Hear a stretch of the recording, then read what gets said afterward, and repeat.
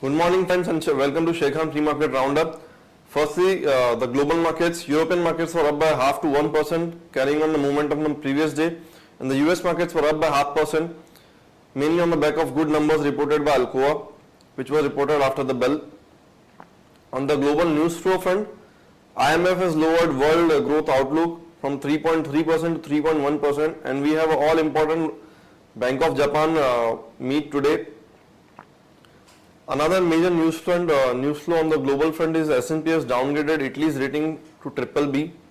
On the domestic news flow front, INR will be in focus after there have been many regulations put in by RBI yesterday and day before yesterday. One of them is 100% margin on the currency derivatives, and oil companies will now have to buy from a single window, buy dollar from a single window. We are kickstarting with the result season today. IndusInd Bank will be the first company to report numbers today. On the fund flow side, FIIs were bought by 166 crore in cash market yesterday and 339 crore in index future.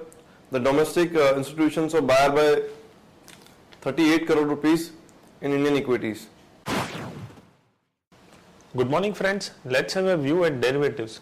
Friends, from past couple of trading sessions, we've been seeing that the market has been ranging in a very narrow range of 100 points, say 5,800 on the lower side and 5,900 on the high side. Now in yesterday's trade, we have seen that FIs were net buyer by around more than 200 to 500 crores, and also the global markets were supportive. But in yesterday's trade, we have seen some short positions been building up in the market as the concern of rupee depreciation continues.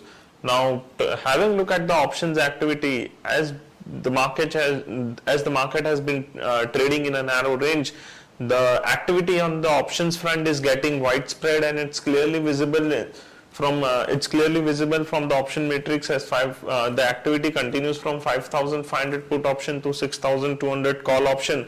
But interestingly, 5,900 call as well as put option has seen a good amount of activity, followed by 6,000 call as well as put option. Now 5,900 has been acting as a hurdle for the market from past couple of trading sessions, and we feel that it would continue to act as a hurdle or a stiff resistance.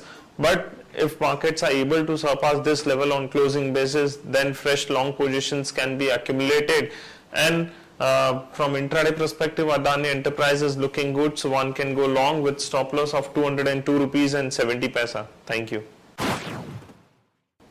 On other news flow front, IMF has also revised India's growth outlook down by 0.2% to 5.6% for 2013-14.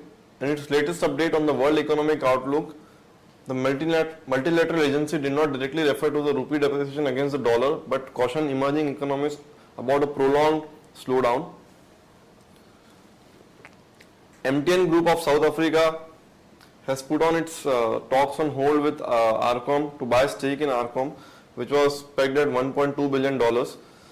The discussions were there initiated with a view to buy 24% stake in Arcom. Malaysia's Petronas is in talks to sell 10% of its Canadian shale gas asset to Indian Oil.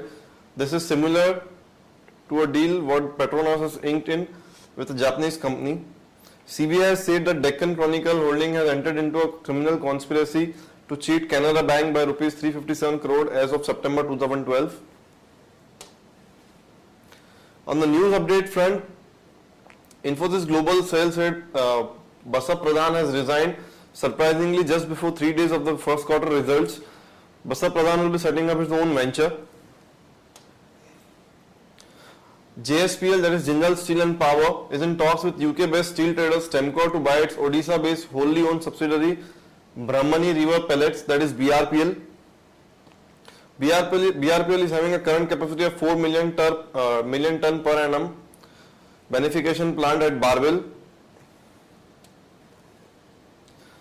Government has seeked assurance from Jet Airways on deal with Etihad as operations will shift to Abu Dhabi. The Government of India has asked Jet to assure that they will be abiding by all the laws, rules and regulations if it wants approval for selling a 24% stake to Etihad. On the ideas front, Apollo Hospital has received its board's approval to invest 2250 crore targeting expansion over the next 3 years. It is now planning to change its focus to Tier 2 and Tier 3 cities. Buy with a stop loss of 955 for a target of 990 and 999. Neyveli Lignite has got approval of coal ministry and got allocated 2 coal blocks for implementing its power projects in Tamil Nadu and Uttar Pradesh. NLC is planning to set up a 4,000 megawatt coal-based power plant in Nagapattinam, Tamil Nadu. In the first stage, NLC has proposed to set up a 1980 megawatt power project at a cost of rupees 10,400 crore. Action to be taken is long, stop loss 58.25, target 61.3 and 62.5.